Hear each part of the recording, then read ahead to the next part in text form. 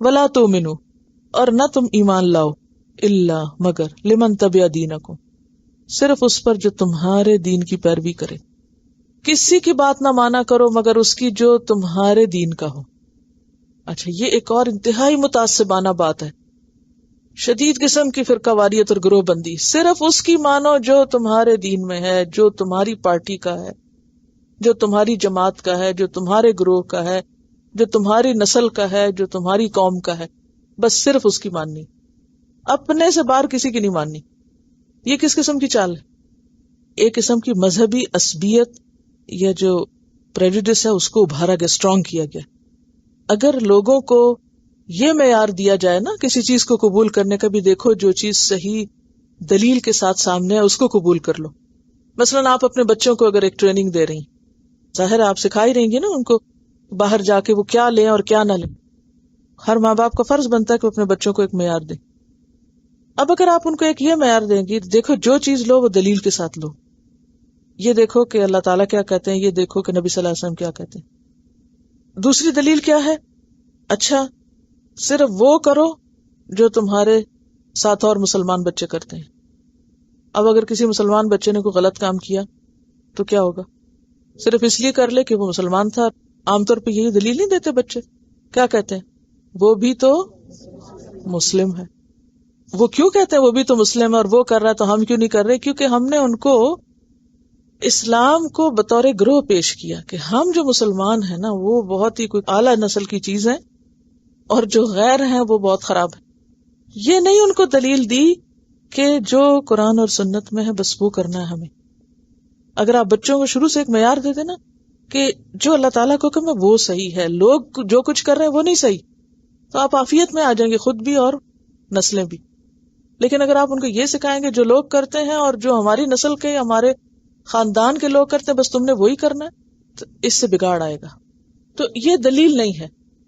لیکن انہوں نے حق کو کیا بنا دیا؟ بس اپنے گروہ کی چیز، اپنے مطلب کی اور اپنے گروہ ہی چیز بنا دیا. حق کیا بن گیا؟ گروہ ہی چیز، کہ جو ہمارے گروہ میں ہے بس وہ ٹھیک ہے، چاہے وہ کچھ بھی کرے وہ سب ٹھیک ہے.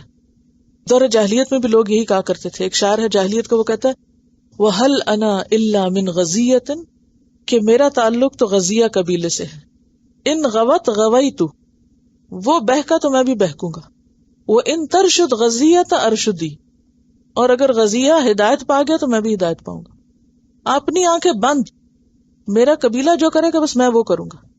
اچھا ہم بھی عام طور پر جب کسی سے بات کر رہے ہوتے ہیں نا تو انکانشیسلی کہتے ہیں اصل میں ہمارے ہاں یوں ہوتا ہے اور ہمارے ہاں وہ ہوتا ہے. ٹھیک ہے نا، جو شادی کی کوئی رسم طے ہونے لگتی ہے تو اچھا آپ کے ہاں کیا ہوتا ہے؟ اچھا کوئی فوت ہو جائے تو کیا کہتے ہیں؟ ہمارے ہاں اصل میں فوتگی پر یہ کیا جاتا ہے. کوئی دلیل نہیں بھی کیوں کیا جاتا ہے، کہ کوئی ثواب ہے اس پہ یا عذاب ہے؟ نہیں، ہمارے ہاں یوں ہوتا ہے. تو یہ جو ہمارے اور تمہارے ہاں کی بات ہے نا، یہ انتہائی غلط بات ہے. اصل چیز جو ہے نا وہ دلیل ہے، لیکن یہ سوچتے بھی نہیں اور اس کو توڑتے بھی نہیں، اور اسی جکڑاؤ میں خود کو جکڑا ہوا، اسی لیے پھر حق سے دور رہتے ہیں. تو یہاں پر ان کے جو مذہبی رہنما تھے وہ عوام کو تعلیم وغیرہ کچھ نہیں دیتے تھے، ان کو بس ایک شعور دیتے تھے، تم چوزن پیپل ہو، چنے ہوئے لوگ، نسلی فخر، نسلی غرور، بڑی اعلیٰ نسل سے تعلق ہے، اور تمہارے مقابلے میں یہ امی ان پڑھ لوگ بہت ہی حقیر قسم کے لوگ ہیں.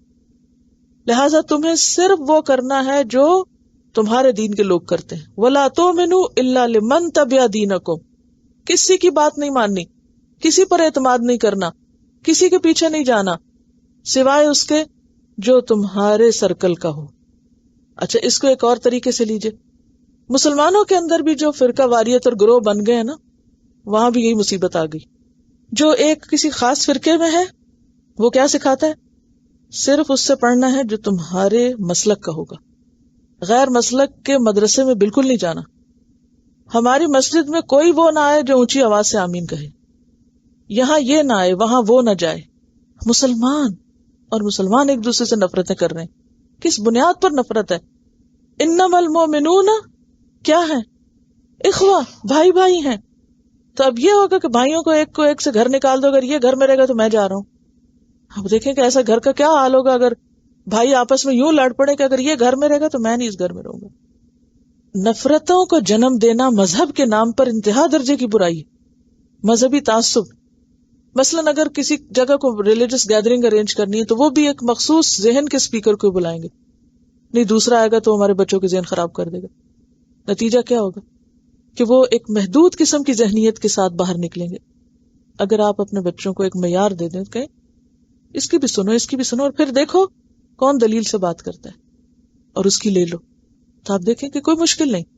لیکن چونکہ دلیل نہ پتہ ہے نہ جاننا چاہتے، ذرا مشکل کام ہوتا ہے نا، ذرا تھوڑے آگے بڑھ کے ریسرچ کرنا، تو آنکھیں بند کر کے کسی بھی چیز کو اختیار کرنا آسان ہے۔ تو اس لیے انہوں نے اب جب دیکھا کہ یہ دین کی دعوت تو پھیلتی جا رہی ہے، یہ تو آئے دن اضافہ ہو رہا ہے، تو ان کو پریشانی ہوئی کہ اگر یہ میجورٹی میں آ گئے تو یہ ہمارے لوگ بھی ہاتھ سے گئے، اب اپنوں کو کیسے سنبھالے؟ پہلے تو یہ تھا دوسروں کو خراب کریں، اب فکر پڑ گئی اپنوں کی، اپنوں کو کیسے سنبھالیں؟ اس کا اور تو کوئی علاج نہیں تھا، اس کے لیے تعصب ابھارا، مذہبی عصبیت، کسی کی نہ ماننا سوائے اس کی جو تمہارے گروہ کا ہو۔ اللہ تعالیٰ نے فوراً جواب دیا، کل ان الہدی ھدی اللہ، کہہ دیجئے اصل ہدایت تو اللہ کی ہدایت ہے، ہدایت کسی گروہ کی ہدایت تھوڑی ہے، کسی خاص مسلک یا کسی خاص مذہب یا کسی خاص فرقے یا کسی پارٹی یا کسی جماعت یا کسی مدرسے یا کسی خاص قسم کے لوگوں کے پاس ہدایت تھوڑی ہے، وہ اجارہ دار اور ٹھیکے دار تھوڑی ہیں ہدایت کے۔ ہدایت کہاں ہے؟ ان الہدی ھدی اللہ، اصل ہدایت تو اللہ کی ہدایت ہے، کسی خاص گروہ کے اندر نہیں ہے وہ بند۔ تو اس لیے ان کا یہ قول درست نہیں۔ ایسا وہ کیوں کہتے ہیں؟ ان یؤتی احد مثل ما اوتیتم، وہ اس وجہ سے، اس حسد کی بنا پر کہ کسی اور کو وہ دے دیا گیا جو تمہیں دیا گیا تھا، یعنی آنا تو بنی اسرائیل میں تھا یہ سب کچھ، مگر افسوس کہ یہ بنی اسماعیل کے پاس چلا گیا، لہٰذا اب تمہیں کوئی ایسی بات نہیں ماننی جو غیر اسرائیلی پیغمبر کے کہنے کی ہو۔ او یحاجوکم عند ربکم، اور اگر تم نے ایسا کیا تو پھر کیا ہوگا؟ تمہارے رب کے پاس تمہارے خلاف حجت قائم ہوگی۔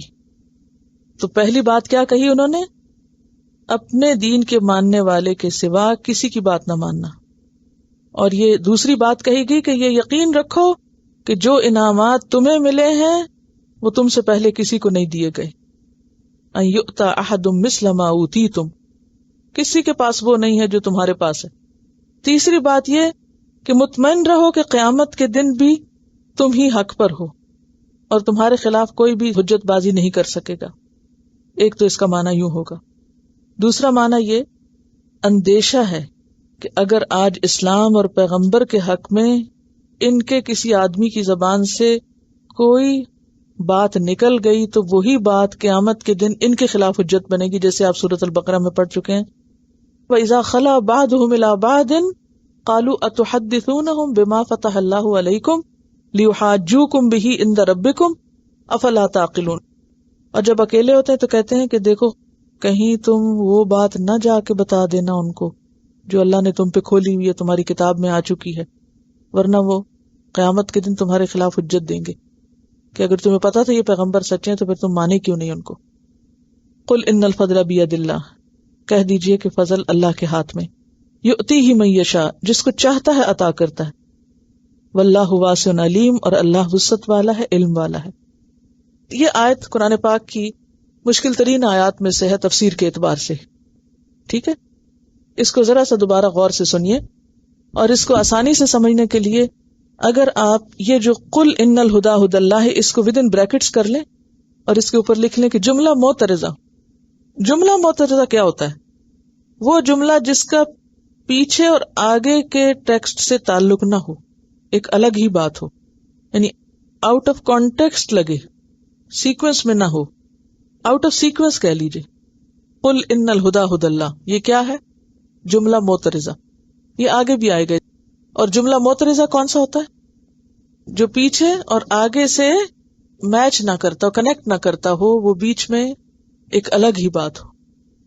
جیسے اگر آپ کوئی ایک بات کر رہے ہوں، بیچ میں کوئی اور بول پڑے، آپ اس کو سن کے اس سے متعلق جواب نہ دیں، اپنی پچھلی بات پھر کنٹینیو کر لیں، تو یہ جو بیچ میں کلام کے ایسا کلام آ گیا کہ جو آپ کی پہلی اور پچھلی بات سے متعلق انڈائریکٹلی تو تھا لیکن ڈائریکٹلی نہیں تھا، ٹھیک ہے؟ انڈائریکٹلی کیسے متعلق ہے؟ کیونکہ وہ کہتے تھے بس صرف اپنے گروہ کی مانو، تو اللہ تعالیٰ نے انٹرپٹ کیا اور کہا نہیں، اصل ہدایت اللہ کی ہدایت ہے، نہ کہ گروہ کی ہدایت. ٹھیک ہے. اب آپ دیکھیے کہ اس کو اگر آپ جملہ معترضہ مانے تو پھر کیا ہوگا. وہ کیا کہتے ہیں، لا تؤمنوا الا لمن تبع دینکم، ایک بات. دوسری بات ان یؤتی احد مثل ما اوتیتم. تیسری بات او یحاجوکم عند ربکم. تو پھر یہ اس طرح سیدھا چلتا جائے گا. اور کل ان الہدی ھدی اللہ انڈائریکٹلی بیچ میں آئی ہے، جس کا مطلب یہ ہے کہ لوگوں کے عقیدے کی ساتھ ہی اصلاح کر دی جائے. اچھا، یہ عام طور پہ کیوں ہوتا ہے؟ بیچ میں جملہ معترضہ کیوں آتا ہے؟ یعنی بات میں انٹرفیئر کیوں کیا جاتا ہے؟ مثلا اگر کوئی شخص ایک بات کر رہا ہے، یعنی وہ ایک غلط بات کر رہے تھے، لا تؤمنوا الا لمن تبع دینکم، فوراً کریکٹ کیا گیا، اور پھر بعد میں اگلی ان کی جو بات رہتی تھی اس کو بھی بیان کر دیا گیا. ٹھیک ہے. اچھا، اب آپ دیکھیے کہ ان سے پہلے عربی میں بعض اوقات کچھ لفظ حذف ہوتا ہے. یعنی اگر ان اس طرح درمیان جملے کے آ جائے نا تو اس سے پہلے کچھ معذوف ہوتا ہے. اور یہاں کیا چیز معذوف ہے؟ اس خوف سے یا اس حسد سے.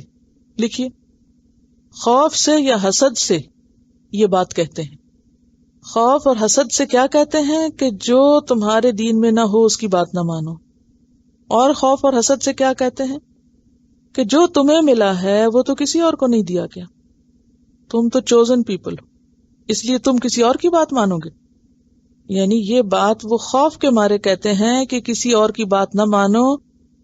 کیونکہ ان کا مطلب یہاں کیا؟ کیونکہ جو تمہیں ملا وہ کسی اور کو نہیں ملا. تم سب سے زیادہ ہدایت پر ہو کیونکہ تم اہل کتاب ہو. یا یہ کہ تم ان کی بات نہ مانو کیونکہ قیامت کے دن وہ تمہارے خلاف حجت قائم کریں گے. اب سمجھ میں آ گئے؟ انہیں کہ مسلمان جھگڑا کریں گے اگر تم نے کہیں یہ بات منہ سے نکال دی کہ تمہاری بات بھی درست ہے، اس لیے ہمیشہ یہ کہو کہ صرف ہم درست ہیں. ٹھیک ہے. اگر تم نے کہا کہ کوئی اور بھی درست ہے تو اس کا مطلب یہ ہے کہ تم نے اوروں کی برتری تسلیم کر لی. چلیے، فرمایا قل ان الفضل بید اللہ، فضل تو اللہ کے ہاتھ میں ہے، یؤتیہ من یشاء، جس کو چاہتا ہے دیتا ہے، واللہ واسع علیم، اور اللہ وسعت والا ہے، علم والا ہے.